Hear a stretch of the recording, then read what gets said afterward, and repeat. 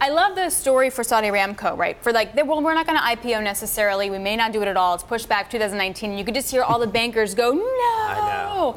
But now they're like, hey, we can still make some money off of this. I'm so glad you said that, because when I read this story, I was like, okay, everybody, just take a deep breath. It's going to be okay. The bankers are going to be okay. The bankers are going to make their money. Now, maybe it won't be the exact same money. It won't be the same bankers making it. The other interesting point here is that this is a $70 billion deal, as you pointed out. And this is where PIF, the Public Investment Fund, is going to get some of that money that it thought it was going to get from the Aramco IPO. And that's really important for another corner of Wall Street, which is the hedge funds and the private equity funds, which have been actively courting the PIF. They've gone over to Saudi Arabia for big conferences to make sure that they know that they're there front and center, so that when this fund starts dispersing money, these guys are there to catch it, invest it, make a lot of money off of it. Well, how much is going to be invested? How much is going to be invested in things like building a new city and building a media enterprise and things like that? Because the Crown Prince has really grand plans for the kingdom. Well, and we don't know exactly what the mix will be, obviously, but as you say, this is part of this economic diversification